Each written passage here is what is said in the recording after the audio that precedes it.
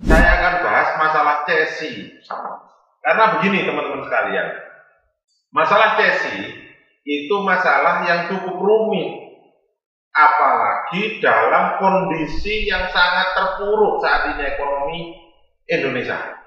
Kondisi terberat saat ini bagi teman-teman yang sedang punya kredit dan itu bermasalah, di beberapa bank itu rajin melakukan cesi sebagai bentuk menurunkan NPL-nya, Net Performance Loan. Sebelum saya bahas lebih lanjut tentang masalah cesi, maka kita harus paham cesi itu seperti apa. Kalau pengertiannya, cesi itu diatur di KUH Perdata pasal 613 yang menyatakan pada intinya adalah pengalian piutang. Ini Anda harus paham.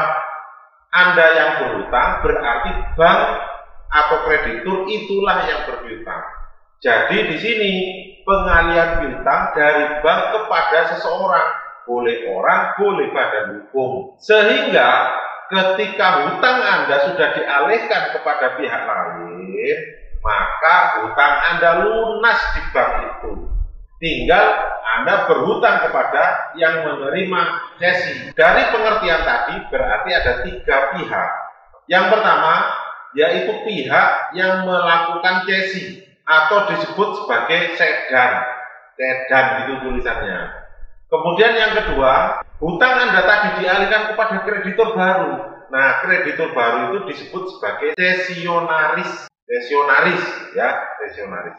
Nah, Anda sebagai cesus atau orang yang tercesi. Nah, ini. Jadi ada 3 pihak.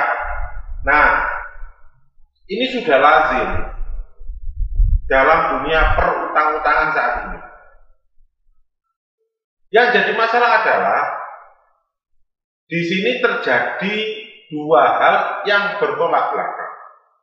Yang pertama, bagi Anda yang sekarang itu merupakan debitur bank dan terancam cesi, seperti Bukopin yang rajin cesi atau BTN bahkan, itu yang rajin cesi juga.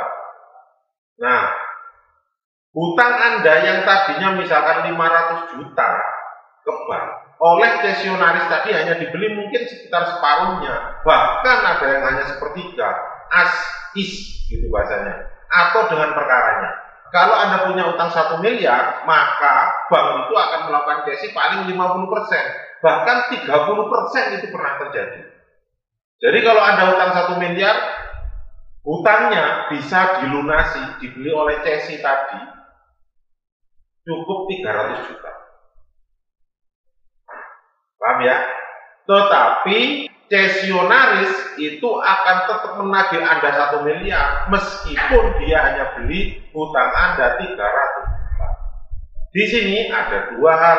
Satu, kalau Anda ingin melunasi dengan cut loss besar, lihat Anda hutang di bank mana. Dimungkinkan cesi atau tidak. Kalau dimungkinkan Anda lunasi, beli pakai cesi. Hutang Anda lunas, cut loss Anda besar. Yang kedua, bagi Anda cesus yang punya utang di bank, kemudian tercesi, Anda bisa negosiasi kepada cesionaris baru. Berapa Anda beli cesi? Tak tambahi, dikasih sama dia. Itu ya. Tapi kalau sampai tidak ada titik temu, maka pemegang cesi bisa melakukan lelang atas objek Anda. Tapi syaratnya ya, ada 2 hal yang sering terjadi masalah. Yang pertama, untuk bisa melakukan cesionaris atau yang kreditur baru harus memberitahukan kepada Anda sebagai cesus melalui jurusita pengadilan. Jadi kalau hanya surat menyurat biasa, tidak bisa. Itu sudah diatur. Aturan itu baru di putusan MK nomor 125 PDT SUS ya, Kepailitan tahun 2015. Di mana dalam putusan MK tersebut, apabila proses cesi tadi pemberitahuannya tidak melalui jurusita pengadilan, maka cesinya dinyatakan belum berlaku. Paham ya? Nah, pemberitahuan tadi dalam hukum acara perdata disebut bad reckoning.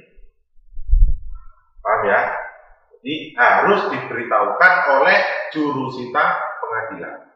Yang kedua, seringkali CSI itu tidak mencatatkan proses CSI-nya di BPN, tiba-tiba mengajukan lelang, itu bisa Anda batalkan karena pencatatan hak tanggungannya masih atas nama kreditur lama, yaitu bank, belum berpindah ke CSI, itu juga tidak bisa.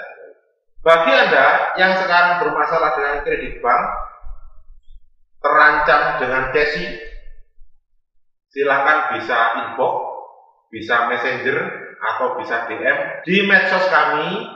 Nanti akan ada admin yang akan menyampaikan kepada saya, dan nanti akan saya bahas bersama tim advokat saya. Semoga video singkat ini bisa memberikan pencerahan kepada Anda tentang masalah CSI. Terima kasih.